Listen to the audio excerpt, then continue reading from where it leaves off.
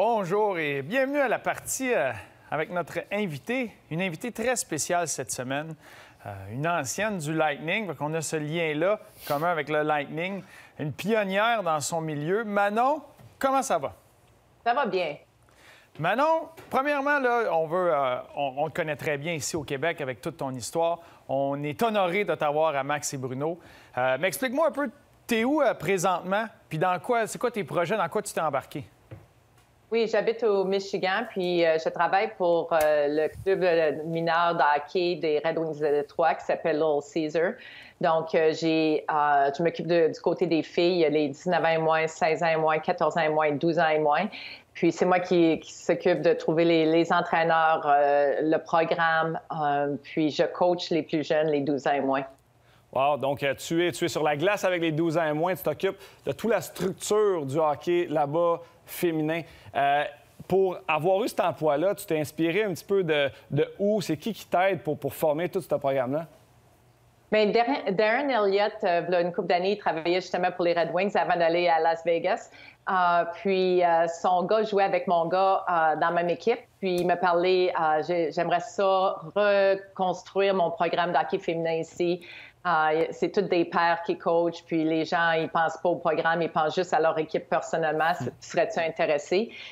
Puis moi, ça m'intéressait, c'était un bon projet parce que je voulais changer aussi. Mes gars, ils jouent ici dans le 3A. Puis je voulais changer un peu l'approche du hockey mineur. C'est tellement, des fois, si tu regardes la façon que les coachent ou les parents agissent dans les estrades. Puis c'est pas, ils essaient pas de développer des joueurs, ils essaient de gagner à tout prix. On aurait besoin de toi aussi au Québec, je pense. Est-ce que tu veux revenir ici, s'il vous plaît? Bien, justement, on est dans une société de performance. C'est pas évident d'être l'entraîneur et de penser au développement. Fait que c'est quoi ta mentalité là-dessus de regarder les filles, de dire, OK, on va vous développer quand tu dois avoir cette pression-là de performer? Bien, moi, j'avertis les parents au début, c'est qu'on va le faire, on va performer, mais on va le faire de la bonne façon. On va développer les joueurs, on va leur donner des bonnes qualités, des outils pour vraiment être capable de performer. On ne performera pas au début de l'année, c'est certain, mais vers la fin de l'année, vous allez voir le changement. On va avoir la rondelle sur notre palette 80 à 85 du temps à cause de la façon qu'on va leur demander de jouer au début de l'année. Puis on va gagner des parties, mais on va leur avoir gagné des parties de la bonne façon en développant les jeunes joueurs. Bien, Bruno m'a parlé un petit peu de ça, que justement, tu préconisais avoir la possession de la rondelle. Et ça ne doit pas être facile au départ, en début de saison, parce que toi, tu es contre ça. Bruno me dit, tu es contre vraiment, on appelle domper la rondelle ou faire du placement de rondelle. Tu vas avoir le contrôle de la rondelle. Comment tu fais pour instaurer ça, Manon? Au début de l'année, j'ai fait, on a un règlement. On n'a pas le droit de tirer la rondelle. Fait que lorsque tu as la rondelle sur ta palette, c'est soit que tu fais une passe ou tu la gardes, tu essaies de déjouer un joueur. Au début, c'est difficile. Les 2-3 fois qu'ils sont sur la glace, qui ont la rondelle, qui sont dans le trouble, ils se débarrassent de la rondelle, puis là, ils reviennent sur le banc, puis je leur avertis. Qu'est-ce que tu penses que tu as fait de correct? Puis ils me regardent, puis ils disent, ben j'ai tiré la rondelle.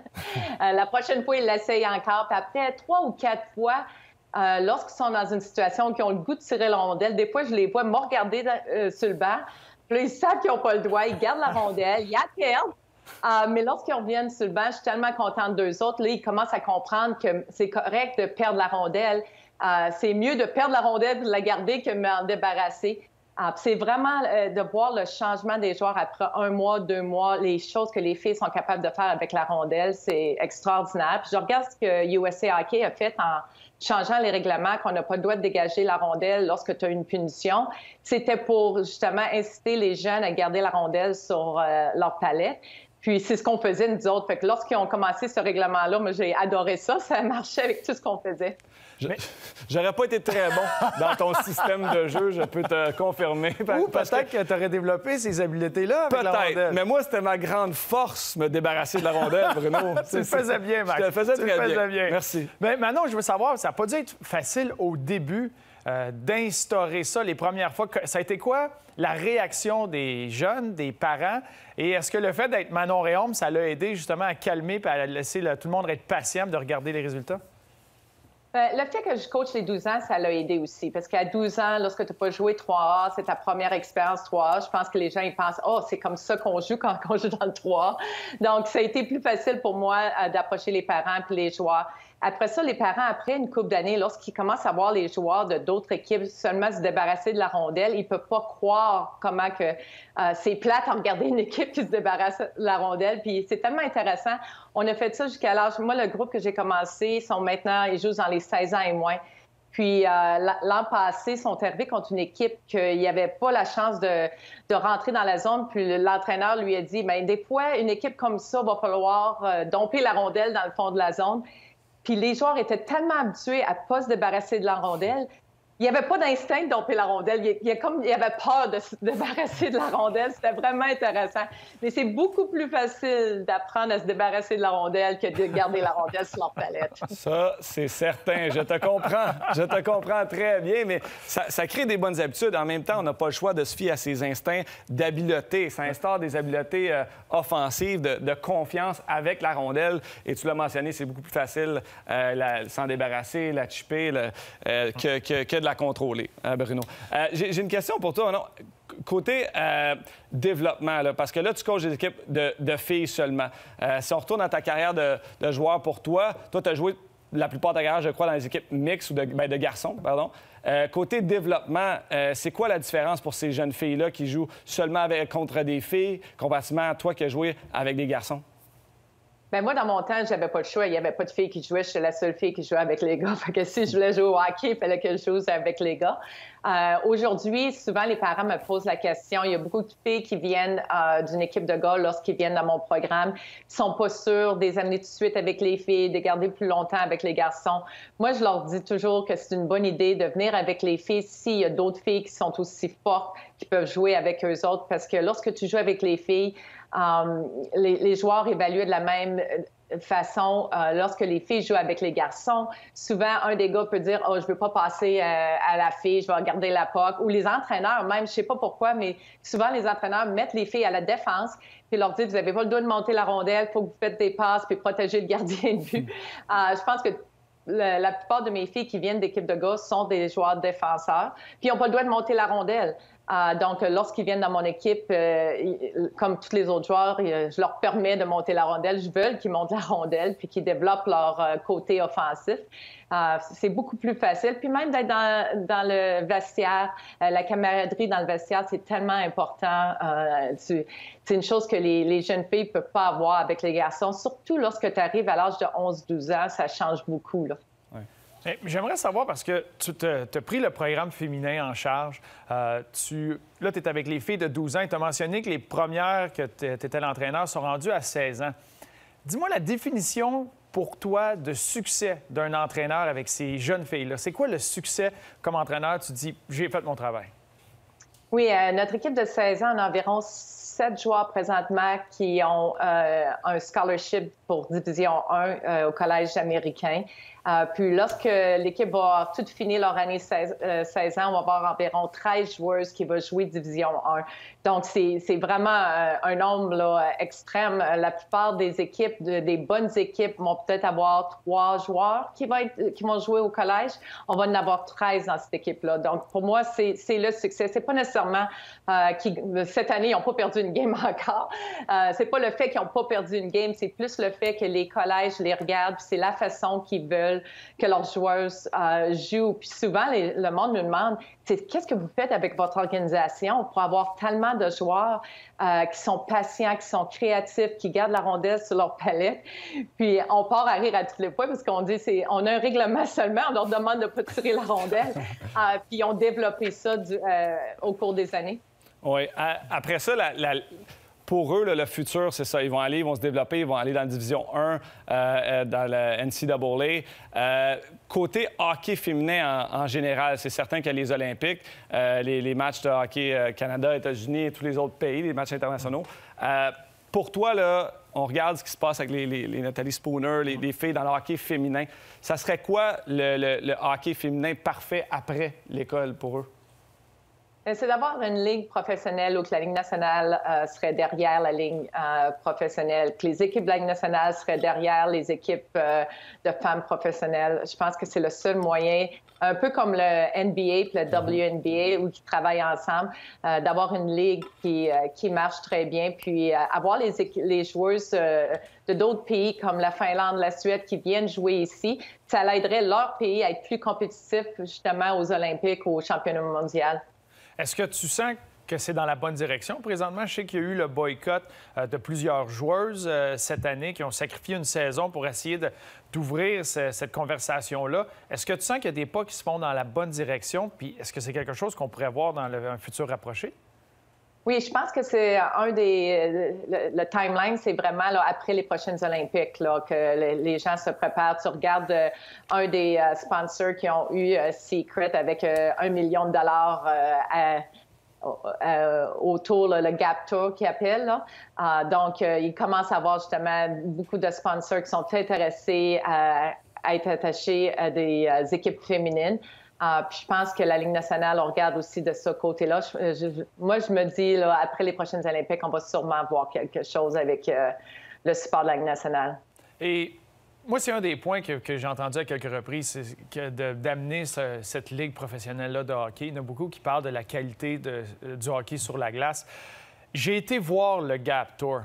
Puis j'ai été voir Nathalie Spooner qui était à Battle of the Blaze avec nous autres. Puis j'étais avec Andrew Pogé, son partenaire, pendant le show. Puis je suis allé voir le Gap Tour. Puis tu sais, je m'en vais là dans une arena, pas trop d'attente. J'ai tellement été impressionné. J'ai été impressionné par le talent. J'ai été impressionné par la vitesse. Puis j'ai été dépassé par l'intensité qu'il y avait sur la glace. Et les filles se lançaient devant les lancers, le cœur, l'intensité. Le spectacle était incroyable. Il y a juste ça, je le dis, tu as mentionné le Gap Tour, puis je pense qu'il y a bien des filles qui sont en train présentement là, de s'unir pour amener ça dans la bonne direction. Puis j'ai adoré regarder puis pour ça. ajouter, Bruno, j'ai été voir, j'ai eu la chance d'aller au Match des Étoiles à Saint-Louis lors de la dernière saison. Et wow, c'était extraordinaire la qualité parce que les filles ont compétitionné, ont fait du 3 contre 3 là-bas. Et pour vrai, j'ai eu plus de plaisir à regarder les filles qui ont fait 3 contre 3 que le concours d'habileté des hommes. Donc, vraiment, là, c'était... Et ça s'en vient. C'est certain qu'à l'entour de Montréal, ça serait extraordinaire d'avoir une équipe de hockey féminin que le Canadien endosse. Donc, on le souhaite. On le souhaite. Mais j'aimerais ça bifurquer un peu sur ta carrière. Puis c'est sûr qu'avec le Lightning, on connaît ça. On connaît avec Phil Esposito qui t'amène avec le Lightning, tout ce que tu as vécu là. Parle-moi un petit peu de ton cheminement mental. Est-ce que tu étais quelqu'un qui réalisait ce qui se passait étape par étape ou tu as réalisé beaucoup plus tard tout ce que ça l'a fait comme vague, ton match avec le Lightning puis ta percée au hockey professionnel? Alors, j'ai réalisé ça plus tard. Je me souviens, lorsque je suis allée à Tampa Bay, je ne savais pas à quoi m'attendre. Je n'avais aucune idée que j'aurais tellement d'attention lorsque je suis allée là. Moi, lorsque j'étais plus jeune, il y a souvent des entraîneurs, des personnes qui me disaient non parce que j'étais une fille. J'étais assez forte pour jouer à un certain niveau, mais ils ne voulaient pas avoir une fille. Donc, cette fois-là, lorsque j'ai été invitée à un camp de la Ligue nationale, pour moi, j'ai dit, c'est une chance que j'ai eue. Il y a tellement de fois, les gens m'ont dit non, là, je vais prendre l'opportunité. Puis je pensais pas à ce qui va se passer après, qu'est-ce qui va arriver. Je me souviens d'avoir été invitée à David Letterman, puis je savais même pas c'était qui David Letterman. Nat Québec, j'avais seulement la télévision française, j'avais aucune idée il était qui. Puis moi, je suis allée là, puis tout le monde était tout impressionné. C'est vraiment après 10 ans, lorsque j'ai resté aux États-Unis, puis je voyais le monde qui allait à son show, je disais, wow, j'étais là. Wow, bien, c'était quelque chose de gros que j'ai fait. Bien, c'est quelque chose de gros. On peut voir ton livre en arrière de toi. Il y a un film qui s'en vient aussi sur ta carrière, je crois. Est-ce que, pour ce film-là, il a été ralenti, je crois, à cause de la COVID, si j'ai bien eu mes informations. Est-ce que tu as eu le goût de peut-être... est-ce qu'ils t'ont demandé de toi jouer toi-même ta vie ou tu n'étais pas intéressé? Oh non, ça, j'aurais pas été intéressée. Puis c'est différent d'être une actrice puis de jouer au hockey. Mais c'est un projet, c'est là 4 ans, Angie Bellero qui a écrit justement le livre d'enfant. Elle m'avait contactée, puis son prochain projet, elle voulait faire un film avec une femme qui serait le rôle principal dans le sport. Puis il y a quelqu'un qui lui avait parlé de toutes ces filles qui jouaient là dans la Ligue nationale. Puis elle s'était dit, si je trouve la première, ça serait le fun de faire un film sur elle. Puis là, elle a réalisé qu'il y avait seulement qu'une personne. Donc, elle était encore plus contente. Puis elle m'a contactée, puis c'est comme ça que le projet a commencé. Mais avec COVID, présentement, là, il y a comme faut attendre parce que les budgets, faut qu'il faut qu'il augmente de tellement de pourcentage si tu veux essayer de tourner durant COVID. Ah ouais. Et pour revenir un petit peu à ta carrière, moi, je me demandais, c'est certain que il y a eu des embûches, il y a eu des moments où ça a été plus dur que l'autre. Quels ont été tes plus grands obstacles, tu dirais, durant ta carrière? Bien, je pense qu'un des plus grands obstacles, c'est que quand j'avais l'âge Pee-Wee, j'étais au camp d'entraînement du Pee-Wee 2A. Mon père m'avait jamais dit, lorsque j'étais plus jeune, qu'il voulait pas de filles. Moi, je voulais aller au camp d'entraînement. Il m'envoyait pareil. Puis j'arrivais au camp, je me faisais couper. J'étais déçue. Mais le lendemain, je demandais à mon père d'aller dehors parce qu'il y avait toujours une patinoire chez nous à l'extérieur. Puis de pratiquer avec moi. Moi, j'ai jamais eu d'entraîneur de gardien de but. Donc, mon père, c'était lui qui me lançait les rondelles. C'était pas un gardien de but non plus. Fait que j'apprenais de moi-même. Mais à chaque année, je retournais au camp d'entraînement. Il savait encore qu'il ne me prendrait pas, mais il m'envoyait pareil. Il m'aimait, mon père, là. Mais il savait qu'à toutes les fois que je me faisais couper, que je travaillais encore plus fort. Puis lorsque je suis arrivée Bantam, finalement, j'avais un entraîneur que lui, il avait dit à mon père, je vais prendre les 2 meilleurs gardiens de but. Pas seulement que j'ai fait l'équipe, mais le fait que j'avais pas fait l'équipe pendant 3 ans de temps, puis que j'avais travaillé très fort pendant 3 ans de temps. J'ai fait l'équipe, j'ai joué beaucoup des parties importantes au niveau Bantam 2A pendant 2 ans de temps. Puis après ça, tous les gardiens Bantam 2A étaient invités au Midget 3A, excepté moi.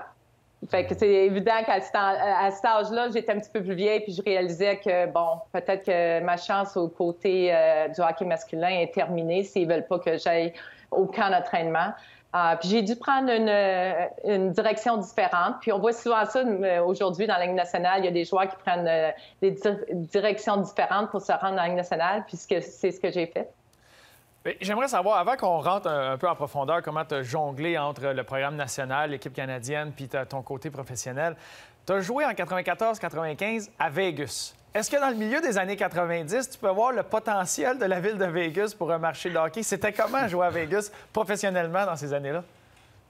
C'était vraiment spécial. Puis c'était l'année du lockout. Fait qu'on avait des joueurs comme Radek Bank puis Alexei Ashen qui étaient dans notre équipe. Puis je me souviens, moi, j'étais le 3e gardien de but.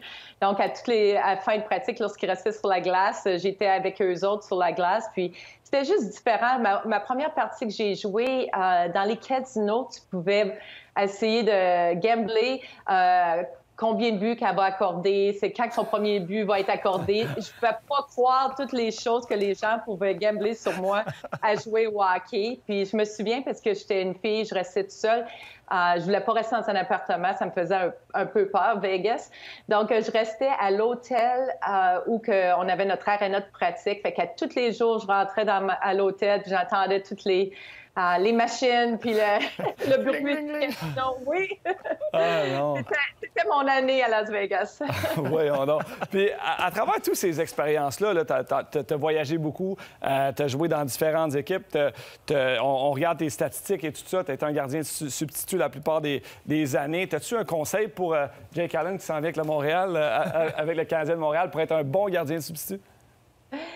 Bien, il n'y a pas de conseil pour un bon gardien de substitut. Je pense que c'est à toutes les fois qu'ils te demandent de jouer, il faut que tu sois prêt à jouer. Puis la façon que je regardais les choses, c'est que moi, je me préparais pour jouer, pour pouvoir jouer une autre partie. Puis c'était un petit peu plus difficile en étant une fille, parce que même si je gagnais une partie, souvent, je ne voyais pas une autre partie avant 3 semaines, 1 mois. Donc, il fallait que mentalement, je sois forte mentalement. Puis c'était vraiment ma force. Quand j'étais allée à Tampa Bay, je n'avais pas la même expérience que tous les gardiens qui étaient là. Puis le fait que j'ai performé dans notre mini-tournoi pour avoir une game hors concours, c'était vraiment à cause de mon aspect mental. Là. J'étais capable de me préparer puis de bien jouer. C'était pas physiquement de mon côté. Mais j'aimerais savoir, parce que tu parles de gardien substitut au niveau professionnel, puis mentalement, mais après ça, tu partais et tu allais t'entraîner avec l'équipe nationale, l'équipe canadienne, et là, c'était les championnats du monde. Là, tu étais la gardienne partante, tu avais un gros rôle. Tu as été nommé sur l'équipe d'étoiles sur 2 de ces championnats-là. Aux Olympiques, la meilleure moyenne. Quand tu arrivais avec cette équipe-là, c'était quoi la différence une fois que tu rentrais dans la chambre, puis ça représentait quoi prendre ce chandail-là là, avec la feuille d'érable puis te mettre ça sur le dos? C'était extraordinaire. Jouer pour l'équipe nationale, là, c'était une expérience que je vais toujours me souvenir. Aller aux Olympiques, c'est une belle expérience autant que ma partie avec Tampa Bay. Mais pour moi, c'était C'était différent parce que là, j'avais un rôle différent, mais la pression était la même. Parce que lorsque j'allais jouer avec les gars, bon, j'avais l'impression que j'étais la seule fille, tout le monde me regardait, fallait que je fasse pas d'erreur, tout le monde en parlait, j'en faisais la journée d'après. Puis lorsque je revenais avec les filles, j'étais la fille qui jouait qui est allée au camp de Tampa Bay, qui a joué professionnel. Fait qu'on s'attendait que je sois parfaite avec les filles aussi. Donc la pression, je l'avais des deux bords, mais c'était un petit peu différent. Ah, et là, ce que je retiens de tout ça, c'est l'aspect mental. Tu l'as dit, tu arrives à Tampa Bay. Là, il faut que tu sois la meilleure aussi avec l'équipe Canada. C'est beaucoup de pression. Tu dis que tu as remporté un match hors concours parce que, justement, tu étais peut-être plus forte mentalement que les autres. Où as-tu trouvé cette force-là? C'est venu de où? Et comment tu as fait pour vaincre ces épreuves-là?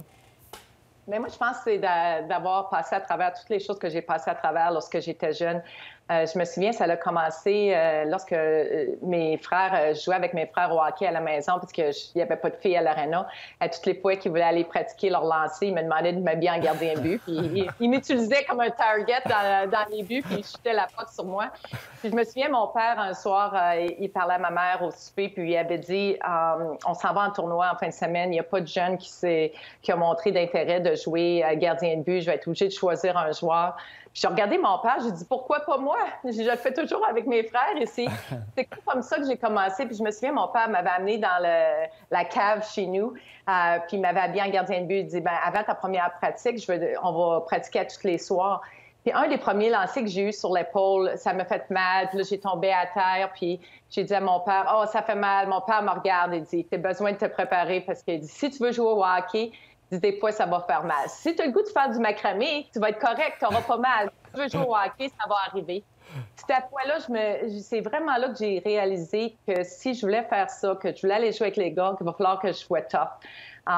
Puis après ça, de me faire couper d'une équipe, puis de me relever le lendemain, puis de vouloir faire l'équipe après, c'est vraiment là que je pense mon côté mentalement, que je suis devenue de plus en plus forte. Puis je pense que c'est dû aussi à mon père. Il n'a pas eu peur de me placer dans des situations qu'il savait que ça ne marcherait pas. Souvent, comme parents, je suis certaine que vous vivez ça aussi au hockey mineur au Québec, on ne veut pas que nos enfants soient coupés d'une équipe. On veut qu'ils soient sur la première ligne. On ne veut pas qu'ils vivent des situations difficiles, puis ça parle au coach, ça change d'équipe. Puis moi, je dis que ça nuit plus les jeunes en faisant ça que les laisser aller, puis laisser vivre des situations difficiles. Puis c'est ça qui m'a aidée. Oui. Hey, enfin! De l'adversité, ouais. C'est un outil en or pour apprendre. Puis dans tout ça, Manon, dans ton parcours, tu as appris à bloquer. Tu as appris à rentrer un peu dans ta bulle. On fait juste parler de bulle présentement, mais rentrer dans ta bulle parce que c'est sûr qu'il y avait des commentaires, c'est sûr qu'il y avait des critiques, c'est sûr qu'il y avait de la pression. Puis tu réussis à bloquer tout ça pour faire ton chemin. Est-ce que c'était quelque chose... T'étais-tu un gardien? Parce qu'on a connu quelques gardiens. Est-ce que tu étais quelqu'un, justement un gardien, une gardienne qui avait besoin d'être dans sa bulle, besoin d'être seule, puis jouer là? Ou c'était quelque chose qui se faisait assez naturellement, de juste, comme de l'eau sur le dos d'un canard, c'est pas grave, passer à d'autres choses, puis de rester toi-même là-dedans? Ah non, moi, la journée d'une partie, j'étais dans ma bulle. Puis ça a commencé très jeune, je me souviens. Je pense que c'était ma première partie au tournoi Pee-Wee de Québec. J'étais tellement nerveuse la veille. Puis là, je m'étais dit, je vais aller me coucher. Puis en me couchant, je vais penser à toutes les choses qu'il faut que je fasse bien dans ma tête. Puis j'ai totalement appris ça de moi-même. Puis là, je me voyais essayer de faire des arrêts, puis de gagner la partie. Puis je me sentais bien. Puis le lendemain, quand je suis arrivée à l'aréna, c'était incroyable de savoir la confiance que j'avais parce que je m'étais vue le soir d'avant dans ma tête que je faisais tous ces bons arrêts-là. Puis là, j'ai réalisé que ça avait bien été. Puis c'est là que j'ai compris que me préparer mentalement, c'était important. Mais je savais pas que c'était quelque chose d'important à faire. Moi, c'était juste un petit truc que j'avais fait de moi-même.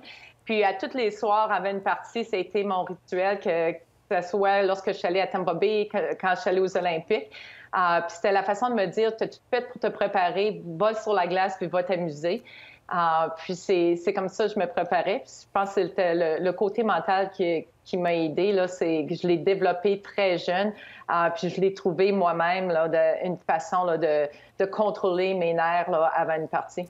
Et pour moi, ce qui est important, tu l'as trouvé toi-même. Donc, c'est certain que ça s'est imprégné en toi. C'est facile parfois aller trouver des livres et de lire et de prendre un peu ce qu'on veut, mais quand tu le trouves toi-même, je pense que ça reste. Et pour ça, les jeunes à la maison, là, visualisation avant de se coucher, avant de regarder, pendant qu'on se couche, là, on s'en va jouer un gros match. Il faut se voir faire les actions et c'est exactement ce que tu discutes.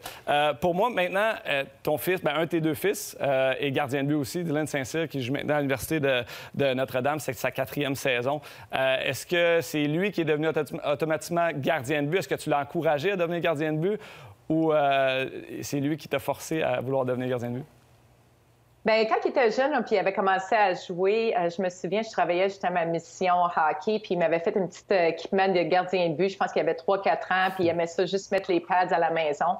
Mais lorsqu'il a commencé à jouer sur la patinoire, lorsque tu jouais en joueur, il fallait que tu sortes après une minute, t'assires sur le banc, retourner sur la glace. Il n'aimait pas ça, s'assire sur le banc. Fait qu'il m'a demandé, il dit, pourquoi qu'un gardien reste sur la glace toute la game? Je peux-tu juste être gardien comme ça? Je pourrais pas... je vais rester sur la glace toute la partie. Puis c'est comme ça qu'il a commencé. Puis il a continué à jouer joueur et gardien jusqu'au temps que je pense qu'il était à Tome deuxième année, lorsque le 3 a commencé, puis il fallait qu'il prenne une décision. Puis c'est là qu'il a pris la décision de jouer gardien de but.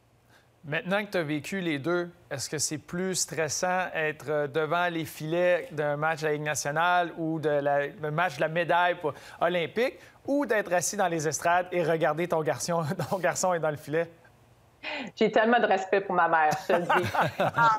Je me souviens, la première finale que mon gars a eue, c'était une finale, c'était le State Playoff ici au Michigan, puis c'est Dylan qui jouait, puis je m'étais levée le matin, puis j'avais des papillons dans l'estomac. J'ai pris le téléphone, j'appelle ma mère, j'ai dit, j'ai une question à te poser. Je sais pas si je suis normale, mais Dylan, il y a une grosse game aujourd'hui, c'est lui qui gagne la finale. J'ai des papillons dans l'estomac. Ma mère a dit, c'est à ton tour de payer. Puis je savais, puis je peux pas croire qu'elle a vécu ça. Pas seulement que j'étais un gardien de but, mais j'étais la seule fille. C'est tellement stressant être la mère d'un gardien de but. Puis lorsque mon deuxième fils, il faisait les deux, lui aussi, joueur et gardien de but, puis que je choisis joueur, j'étais tellement heureuse. Oui, je pense que c'est moins de pression être joueur que gardien de but, ça c'est sûr. Et tu parlais tantôt que ton père, il te lançait dessus, puis tout ça, il donnait des conseils. Moi, quand je suis arrivé puis que mon fils a commencé à jouer au hockey à 6 ans, puis s'il veut être dans des buts, c'est bien beau. Moi, ce que je faisais, c'est que je prenais les rondelles oranges, là, les petites poques oranges, et je les mettais dans le freezer. Oui, je les mettais dans le freezer pour qu'ils soient bien gelés. Puis là, après ça, je lançais dessus pour faire sûr de se faire très, très mal. Comme ça, il ne voulait pas devenir gardien de but parce que je pense pas que je serais capable de faire comme tu fais puis de voir mon fils arriver à jouer dans les buts. Mais parlons un petit peu par où ton fils Dylan est passé. Le NTDP Programme des États-Unis, ce qui est un programme que la saison dernière, on regarde la première ronde de la Ligue nationale. Il y a eu plein de joueurs qui sont sortis de là. On parle de Jack Hughes, Cole Caulfield, qu'on a vu évoluer hier soir avec l'équipe des World Juniors américaines. Peux-tu nous expliquer un petit peu c'est quoi ce programme-là américain qui regroupe les moins 18 ans et les moins 17 ans, les meilleurs au pays? Oui, l'idée du programme a commencé parce que la Ligue nationale voulait avoir plus de joueurs nés aux États-Unis américains dans la Ligue nationale, surtout repêchés en première, deuxième ronde. Donc, ils ont commencé le programme NTDP pour cette raison-là. Puis ça a bien marché parce que tu le vois comment il y a des joueurs en première ronde à chaque année. Mais les jeunes commencent à se faire évaluer à l'âge de 14 ans et moins. Il y a un groupe d'évaluateurs. Puis lorsque leur saison est terminée, ils passent les noms au prochain groupe d'évaluateurs qui évalue les jeunes à l'âge de 15 ans. Puis à la fin de l'année de l'âge de 15 ans, ils prennent les 40 meilleurs joueurs, ils les amènent à un camp d'entraînement, puis ils choisissent l'équipe de 17 ans et moins. C'est un programme de 2 ans. Donc, tu es là pour les 17 ans et 18 ans et moins. Puis ça permet aux jeunes joueurs de 16 ans, au lieu d'aller jouer aux juniors majeurs, puis d'être assis sur le banc parce que tu es jeune, tu n'as pas beaucoup de glace, tous les meilleurs joueurs, ils jouent tous ensemble. Les 17 ans et moins, les 18 ans et moins se partagent une saison dans la USHL, qui est une ligue junior ici aux États-Unis. Lorsqu'ils ont 17 ans, ils jouent contre des joueurs beaucoup plus vieux qu'eux autres, mais sont très talentueux. Ils perdent beaucoup de games leur année de 17 ans, donc c'est très dur mentalement. Puis lorsqu'ils deviennent l'âge de 18 ans, ils gagnent toutes leurs parties presque à cet âge-là. C'est incroyable de voir. Puis à l'âge de 18 ans, ils rajoutent aussi des parties contre des équipes au niveau collégial. Donc, ça les prépare justement à jouer contre des joueurs beaucoup plus vieux, beaucoup plus forts qu'eux autres. Puis, durant ces 2 saisons-là, ils ont aussi 3 tournois internationaux lorsque tu représentes ton équipe, justement, les États-Unis. C'est pour ça aussi que tu vois l'équipe des États-Unis avoir du succès au niveau du championnat junior, parce qu'ils ont plusieurs pratiques de tournois internationaux. Là. Vraiment, là, si un joueur a participé au programme de développement, ils ont 6 compétitions internationales avant d'aller au championnat du monde junior. Ah, ils ont beaucoup d'expérience. Donc, ils réussissent à travailler ensemble, à avoir cette cohésion-là. Mais ça représente quoi? Parce que ce programme-là de développement, c'est pour le pays en entier. Tu as des joueurs qui viennent de partout. Est-ce que ces joueurs-là déménagent pour 2 ans? Ça inclut l'école, ça inclut tous les entraînements? Est-ce qu'il y a du va-et-vient? Parce que je sais que ton garçon, quand il a fait partie du programme, c'était pas trop loin de la maison. Donc, pour lui, c'était de rester chez lui. Mais il y en a qui partaient très loin. Oui, donc il y a des familles d'accueil qui prennent des jeunes. Il y a même des familles qui déménagent pendant 2 ans, ou la mère ou le père déménage pendant 2 ans pour rester avec leurs jeunes. C'est un programme qui est très difficile. C'est pas pour tout le monde. Il faut que tu aies des bonnes notes à l'école. Si tu vas pas bien à l'école, tu peux pas faire partie du programme. Faut que tu sois mordu du hockey. Tu t'entraînes tellement fort sur la glace, hors glace. Puis sur la glace, tu pratiques à tous les jours contre les meilleurs joueurs de ton âge à travers les États-Unis. Donc, c'est très dur, les pratiques sur la glace, hors glace. Moi, je me souviens, mon gars, il y avait un certain nombre de calories qu'il fallait qu'il mange par jour parce que il dépensait tellement d'énergie. Je cuisinais tellement de repas à tous les jours. L'épicerie était extrême à toutes les semaines. Il était dans le lit à 8-9 heures. Quand tu as 16-17 ans puis tu te couches à 8-9 heures à tous les soirs, tu le sais que ton entraînement est très difficile, mais les choses qu'il a apprises durant ces 2 années-là, c'est des leçons extraordinaires pour se préparer pour ce qu'il va vivre. Puis maintenant, il joue au niveau collégial, puis il a passé à travers différentes situations difficiles. Puis ce qu'il a appris justement avec l'équipe nationale l'a aidé beaucoup. Oui, parce qu'on compare ça un petit peu à une équipe d'étoiles américaine, en fait. C'est vraiment les meilleurs joueurs. C'est comme si on regroupait tous les meilleurs joueurs du Canada qui jouaient ensemble, qui pratiquaient ensemble. Donc, c'est certain que ça pousse les joueurs vers le haut parce que tu compétitionnes avec les meilleurs. Et ma question est, admettons là, que tu mettes justement tous ces joueurs-là ensemble toujours et que tu vas jouer contre des équipes de USHL, tout ça, ça me fait penser parfois à vraiment une équipe d'étoiles qui joue contre des équipes normales. Donc, dans la saison, ils vont avoir leur grosse compétition dans les tournois internationaux, ça, ou si c'est l'équipe des moins de 18 ans, ils vont jouer contre les équipes collégiales. Là, c'est de la bonne compétition. Mais on peut voir des fois, pendant la saison, des scores de 13 à quelque chose quand ils vont jouer en USHL. Pour ça, là, le développement du joueur de 2 ou 3e ligne, comment ça se fait? Comment ça se transmet un petit peu à leur arrivée dans la Ligue nationale pour ces jeunes-là? Mais une des choses qui arrive justement quand tu joues sur cette équipe-là, c'est que tous ces joueurs-là, dans leur équipe, quand ils ont joué au hockey mineur, c'était les meilleurs joueurs. Ils étaient sur la première ligne, ils étaient sur le premier power play, il y avait de la glace beaucoup. Tu mets tous ces joueurs-là ensemble, là, tu ne peux pas avoir 9 ou 12 joueurs d'avant qui sont sur la première ligne. Il faut que tu apprennes justement à te battre pour être sur la première ligne, pour avoir le temps sur l'avantage numérique, sur le désavantage numérique. C'est ce qui va arriver dans la Ligue nationale. Quand tu arrives dans la Ligue nationale, tout le monde est bon. Toutes les parties que tu joues pour être dans le line-up, à moins que tu sois Sidney Crosby ou les joueurs de franchise comme ça. Mais je regarde mon frère qui a joué en Ligue nationale pendant des années, puis c'était ça, à toutes les parties, c'était important pour être capable de jouer une autre partie, de bien performer. Donc, tu apprends beaucoup, ça te prépare justement pour jouer dans la Ligue nationale. Puis, dans la USHL, lorsque tu es dans les 17 ans et moins, tu ne gagnes pas beaucoup de parties. Au contraire, des fois, tu perds par des grosses quarts. Lorsque tu vois que les États-Unis gagnent des parties avec des grosses quarts, c'est l'équipe de 18 ans et moins parce qu'ils partagent la saison entre les 2 équipes. Puis c'est incroyable de voir le changement après 1 an lorsque tous ces joueurs-là s'entraînent ensemble. Ils ont un niveau d'entraînement totalement différent des équipes de la USHL, puis tu vois là, comment ils performent l'année suivante. Présentement, tu t'es occupé de ce programme-là féminin. Tu es en train de te changer un peu, on en parlait en début d'entrevue. À quel point tu as changé ça? À quel point tu es en train d'amener une nouvelle culture? Tu as vu tes jeunes à partir de moins de 12 ans, là, tu es rendu à moins de 16 ans, tu les vois se développer.